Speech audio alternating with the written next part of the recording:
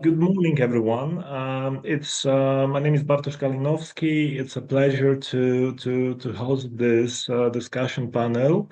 We will have two discutants today, and I will begin with the introductions of the discutants. I will begin with Professor Thorsten Kliewe, who is a founder and chair and CEO of the Accreditation Council for Entrepreneurial and Engaged Universities. He is also a full professor of innovation management and business development and director of the Science to Business Marketing Research Center at the Münster University of Applied Science. He was also the chair of the University Industry Innovation Network, UIIN, and currently in his organization, he is leading and engaged in over 50 EU and German research and development projects on higher education, digitalization, sustainability, and entrepreneurship and community engagement. Hello, Thorsten. It's a pleasure to have you here. Thank you very much, Bartosz. Pleasure being here. Okay, and the second panelist is Professor Bruno Veloso from University of Porto. Professor Bruno Veloso is an associate professor at the Faculty of Economics at the University of Porto, Portugal, and also a senior researcher at Laboratory of Artificial Intelligence and Decision Support. He has a degree in electronic and computer engineering and also in electronics and computer engineering in telecommunications, and a PhD in telematics engineering from University of Vigo. He develops scientific research in artificial intelligence that involves machine learning and data streams. Bruno, also, it's excellent to have you here. Hello. Thank you so much, Bartek. Nice to meet you all, and good morning, of course. Just a few words to finish with about myself. I'm an associate professor at the Faculty of Management at the University of Łódź. I'm a project manager with over 15 years of experience in managing different projects, about more than 40 projects, mainly coordinating different areas of that matter in terms of project. However, recently, and this is why we are here, we are shifting towards artificial intelligence and the link of AI with business management. I also have business. I am a business consultant, certified auditor, and a business coach, an expert in technology transfer and commercialization.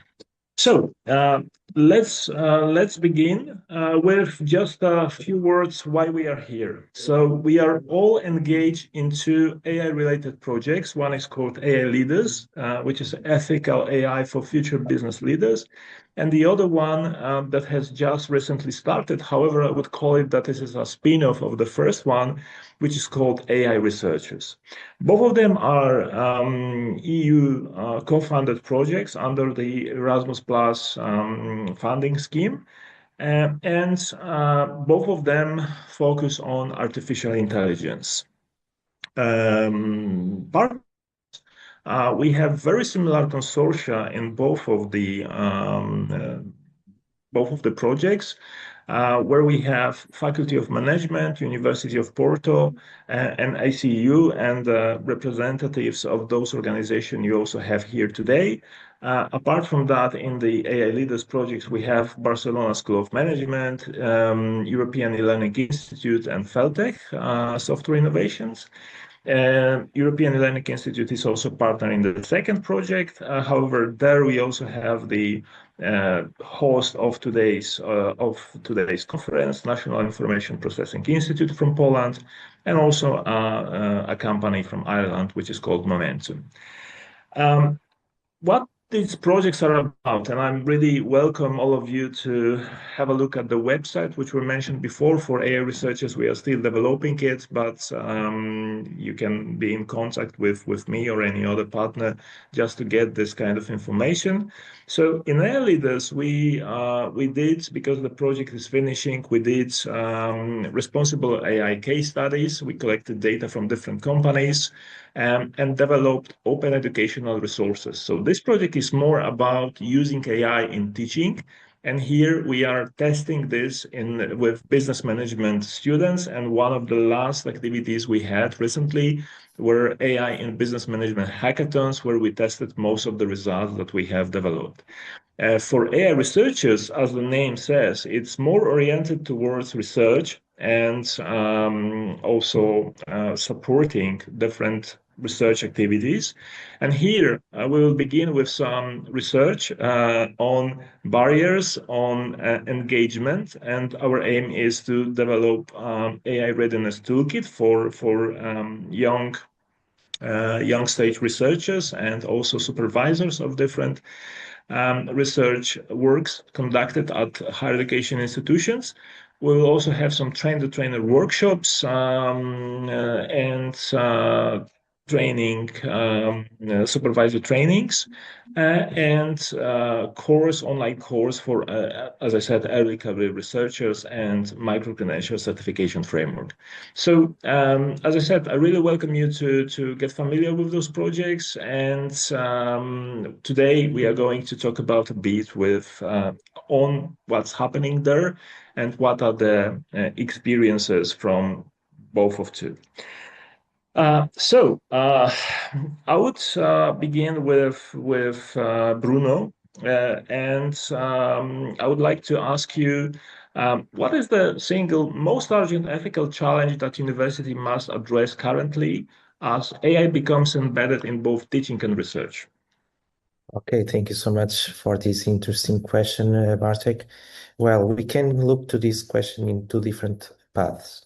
If we look for the technical side, we can think on data privacy, algorithm bias, for example, but I prefer to explore a little bit more the other part, which will be the academic integrity, for example, the validity of the assessments of the students, and picking for example, on the first point, nowadays we don't have a good set of tools that we can use to detect AI writing things like reports and theses, for example. And this can be a huge problem even for the institutions, because we cannot evaluate the degree of expertise of the student, and we can lose a little bit of our trust on the companies. On the other side, we can have also some things related with the critical thinking of the students, because they are more embedded on these AI tools, and they are not thinking on the answers that the ChatGPT, for example, generates. And this can be also a problem when they move to the work companies, and they don't have that critical thinking to decide if they are doing the right thing on the right problem.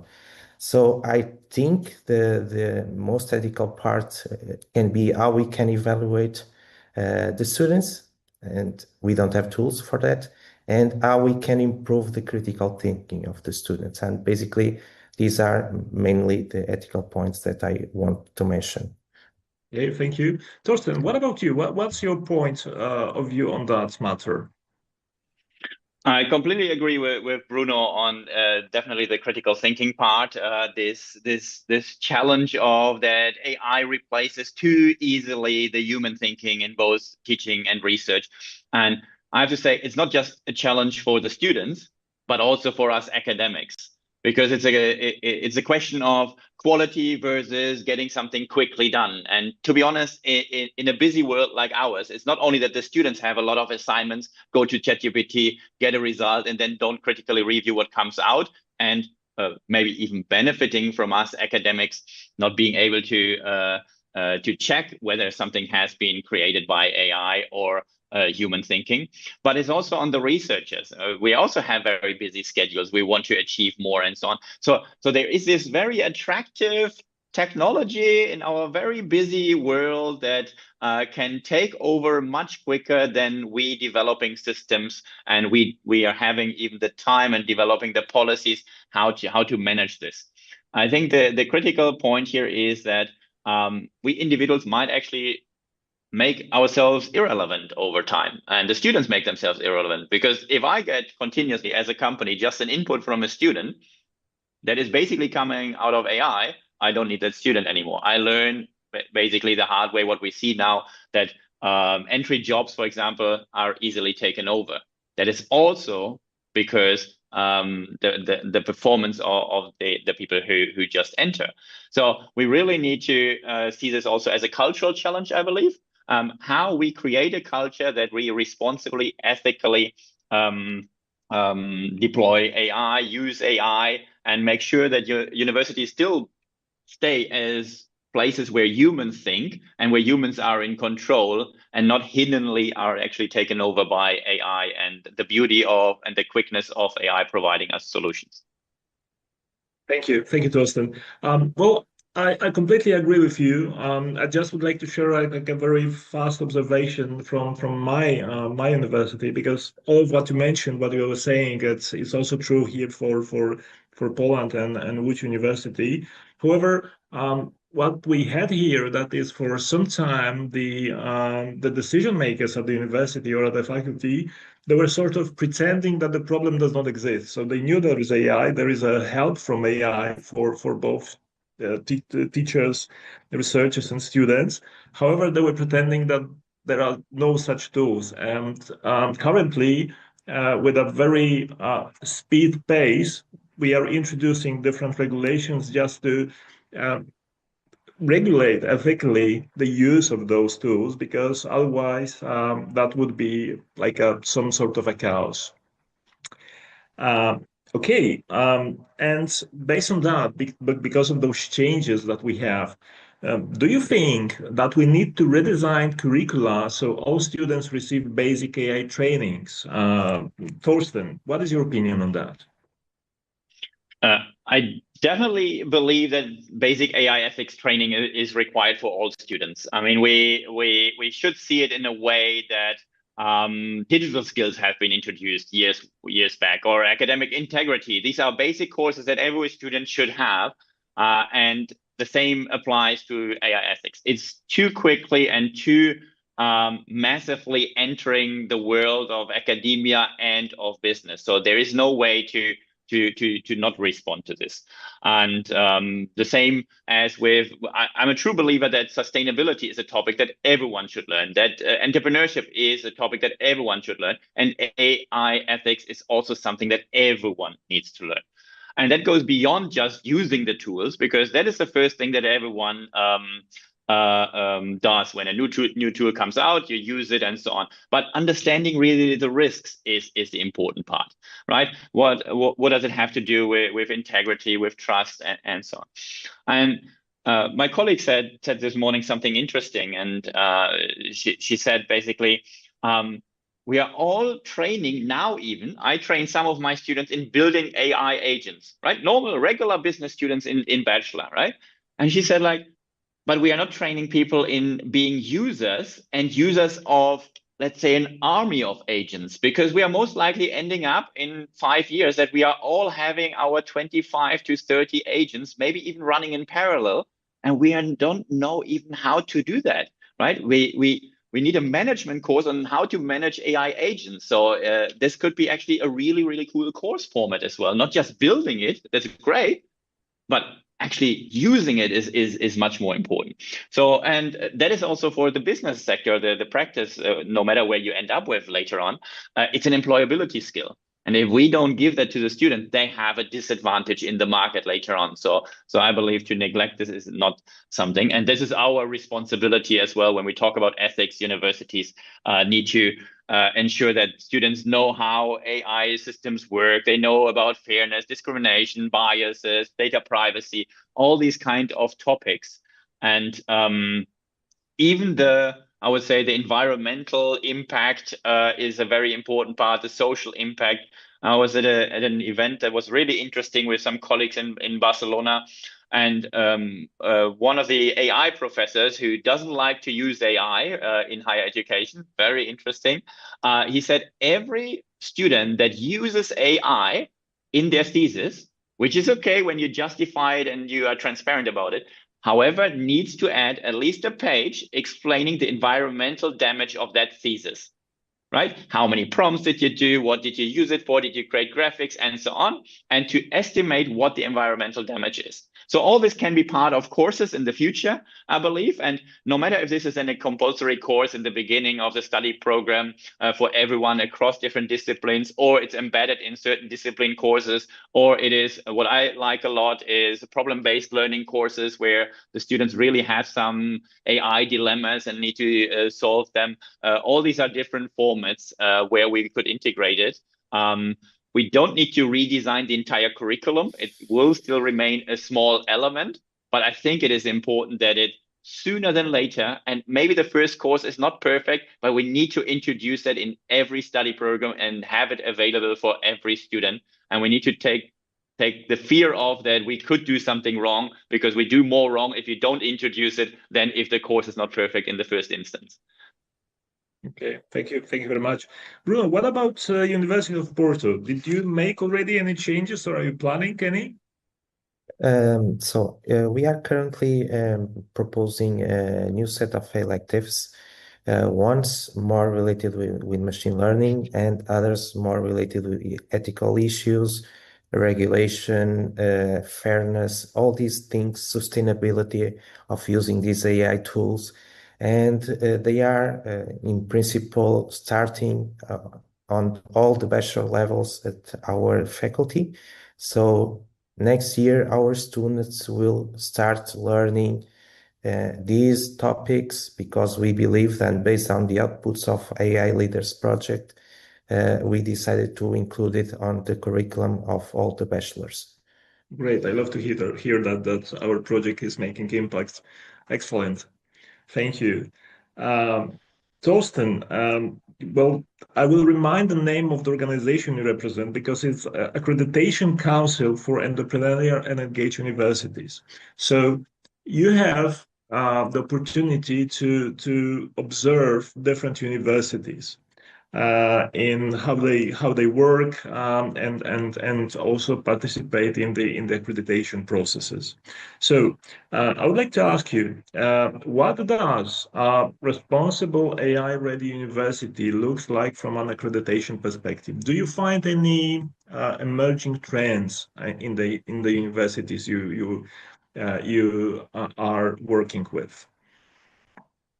Yeah, that's a very good question. To explain it a little bit, the accreditation that we are offering is for entrepreneurial and engaged universities. So it doesn't have a direct linkage to either a digital or a digitally ready or an AI ready university. We certainly see a lot of, let's say, practices, emerging policies that are in the universities. But because that is not our main focus of the accreditation, it doesn't come up that much, only when we talk about innovations that are created, some maybe AI prototyping labs and things like this.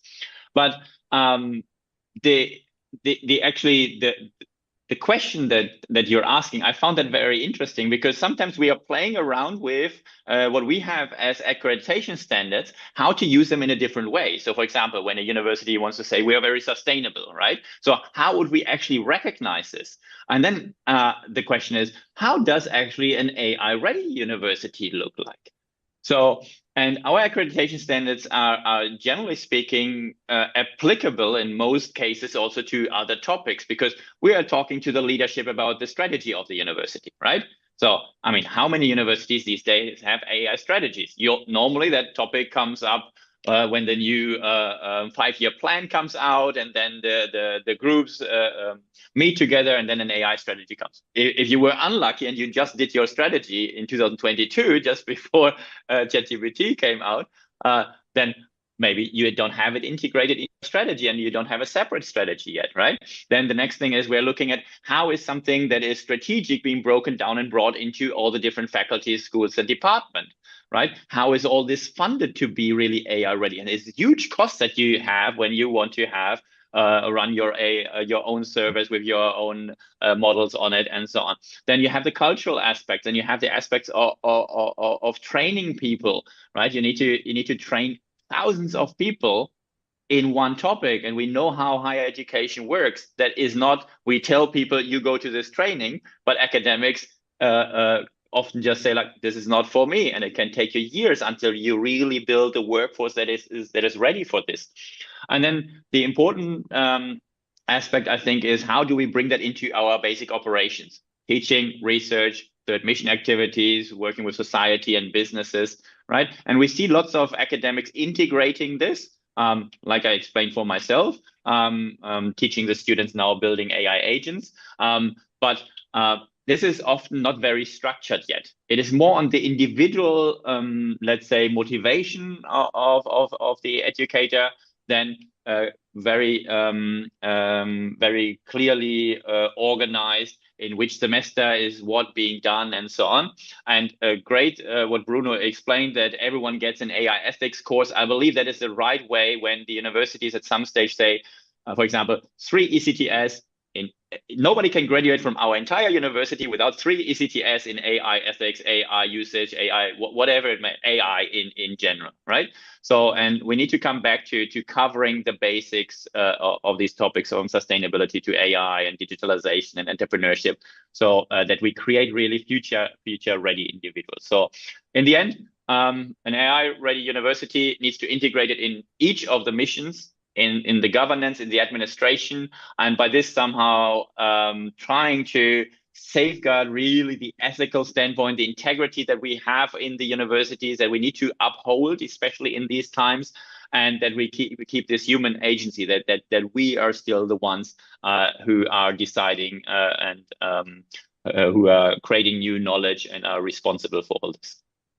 Okay, that's a very interesting insights. I have a feeling that because of the speed of development of the AI, many universities will be like lagging behind with implementing the strategies and so on. But yeah, this is definitely something that we all should be thinking about if we have some sort of influence on the development of the strategies.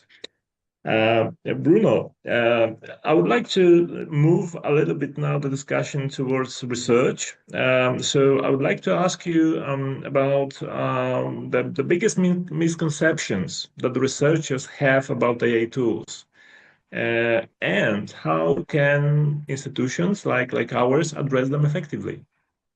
Okay, I think to answer this question, we can split these in 3 key points. The first one is that in many cases, the students and even colleagues think on LLMs like a search engines like we have nowadays with Google. But basically, these models are not using information from a database. They are basically doing probabilistic text generation systems, and we are not validating the information that is producing. One way to solve this is we can use systems like called RAGs, Retrieval Augmented Generation models, that basically search on the data that we have locally, and they can produce a natural answer for the final user. We are currently implementing these for the academic services here in our faculty to help the students to ask some questions on the regulations paperwork that we have. And we are trying to reduce a little bit the workload of the staff. The second problem is that many persons think that LLMs are neutral tools. And when I mean neutral, it means that we don't have bias. For example, if we think in politics, right wing or left wing, if we follow the news, we know that Grok, the LLM model from X, is right-wing biased model. So one possibility to solve this is that try to tell the person that they need to use different tools to avoid this bias that we have. And finally, the third point, which is the most important one for the research part, is the confidential vault, if we can call it that way, because we can easily know that some researchers are using LLMs to generate reviews from papers, and some papers are not published. They can have interesting contributions, and LLMs are using this information to be retrained and generating the next set of answers.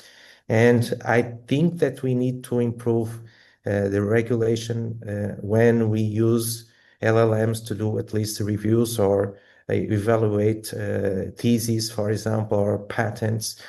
I think we need to make some effort on this point. And basically, this is my three key ideas on this question. Thank you. Yeah, this is quite true. I think I have recently also received one LLM generated review for one of the papers. But well, that's life. We need to like I would say that there are different layers at which we need to look at this problem. Yeah. Okay, so we stay at the research focus and the research area, but I would like to ask about skills a bit because we were talking about ethics, about the requirement for ethics course, some implementation of AI solutions in the strategies of higher education institutions. So what do you think? Could we say about some minimum AI skills for MA or PhD graduate if we consider the next few years? Are there such minimum AI skills that you would mention? I think that the one of the first skills that the students must have is AI orchestration, because like Thorsten told us, we have a lot of AI agents talking with us every single day in the web, and we need to understand how they work, how we can construct a workflow of agents to solve a specific problem. And of course, speaking on the answer related with ethics, I think the students must have some literacy on algorithms and biases that we have on these type of models.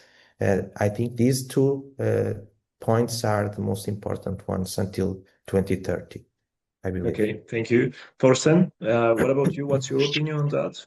Yeah, maybe just I completely agree with Bruno. Maybe to add this a little bit, and I have now the interesting challenge that I have a new PhD student who will write on the one hand his PhD about AI transformation in higher education or of higher education institutions, but discussing with the supervisory team, we were also discussing how can we actually use AI in the research, right? Like how can we crawl the data, analyze the data using AI, so that we are also advancing on that side with this PhD.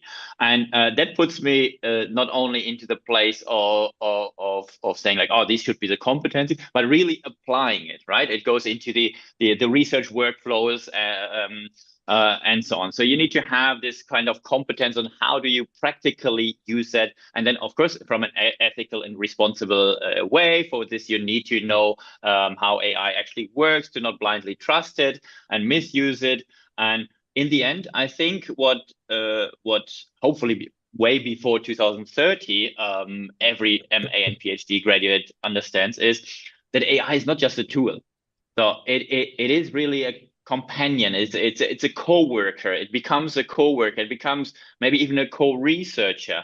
So I'm not sure if many of you have heard about this conference that happened in Stanford, which was the first AI conference where AI was the writer of all the papers, but also the reviewer of all the papers. And it was just an experiment to see what AI can do and what it cannot do. I found this fascinating. and I handed actually a proposal in my university to replicate this and run such a conference in our own university with our own students, because I think this is the best way of teaching them building agents to write papers and to evaluate papers. As you said, Bartosz, you received also a review, right? It first feels like, what the hell is going on in this world, right? Like, but let's put the master and PhD students in exactly this seat to say like, hey, how would you design it? And when you find out that it's not perfect, great that you find that out, because then you will apply it really as this.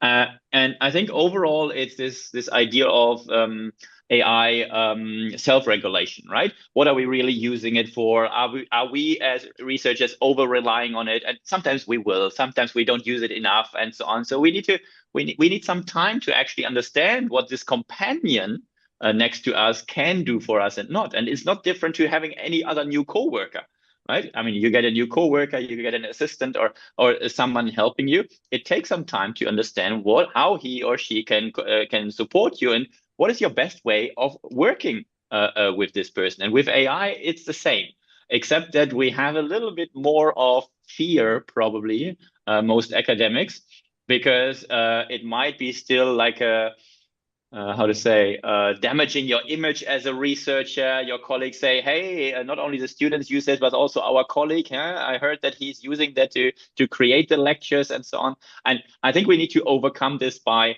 being a bit more confident and expressing what we do, why we do it, and also what we learned and how we failed. And here it comes again back to this idea of entrepreneurship, which is all about understanding and realizing opportunities by walking the talk, not just talking, but walking it, and then saying, okay, damn it, didn't work. I did something maybe even wrong, or something was not good. It's not a problem. Only that brings us forward. And that is the important part, I think, in AI, that we go with this technological pace. We as humans need to speed up also how we transform our universities and how we develop as individuals. Thank you. Just to build up on one of the last thoughts, when you were mentioning that there can be some criticism from the other researchers that we are using AI in research and for research. So we recently made a survey in our university, and one of the thoughts there was that using AI for research, it's not doing the real research. I would call it like this. So there is a lot of skepticism regarding that. However, regarding the skills, because we were taught just to wrap up it a bit, because we are already mentioning that, but I think that one of the critical skills is critical thinking, because sometimes you ask the AI to generate some content, and it looks excellent at the first glance, but when you look into details, sometimes it just basically doesn't make sense, and it's difficult sometimes to spot it right at the beginning. So I think that critical thinking is also a very, very important skill. Okay, let's move now a little bit into the practice. I don't think we have a situation at the moment that the AI is overused at universities, because we are still, I think, at an early stage of adoption. But can we discuss a bit how universities can avoid over-reliance on AI when they want to use it for different activities? Thorsten, what is your opinion on that? I think as universities, maybe you're right. We are not overly relying on it. Students do already overly rely on it, I would say. As you said, the critical thinking is often missing, where then you just receive the outputs. It's basically a copy. Maybe they take the long dashes out so that you cannot see it, and things like this.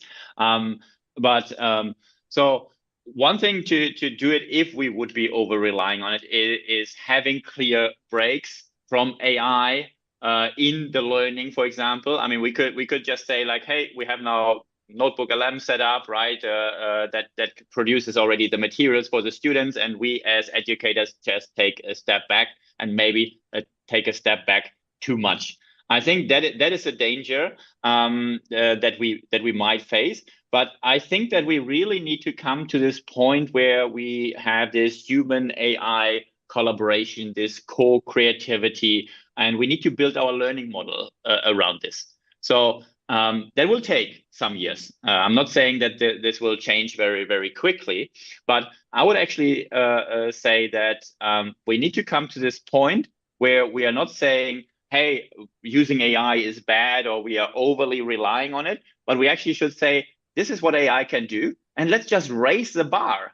Like if human thinking had a limit or human capacities had a limit, yes, we can reach this maybe easier with AI. We have all the risk associated with it.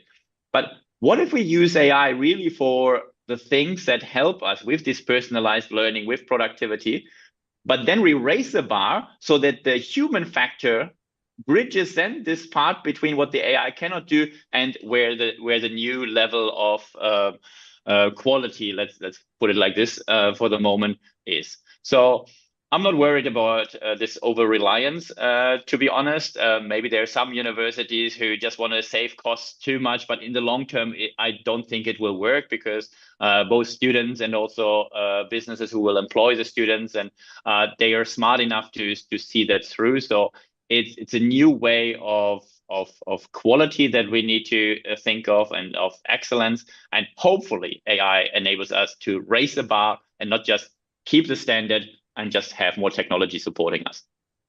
Thank you.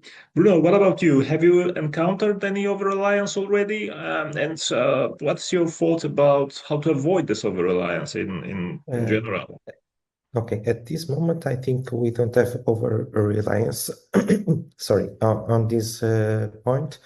I think that in the future, we need to develop different kind of models for learning and teaching.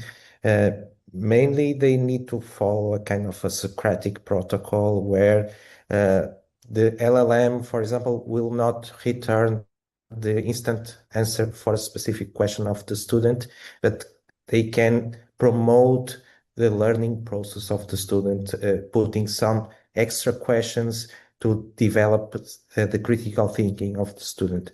I think that we need to do this step in this way, at least for the teaching part. And I believe that it will take at least a few more years to achieve this point, in my opinion. I see. Okay, thank you. So this brings us to another question where, well, I guess that as we are currently, well, different universities are at different stages, but that there can be some different pressures. For example, from students, the students would say, "Hey, I want to know how can I use AI in my education process."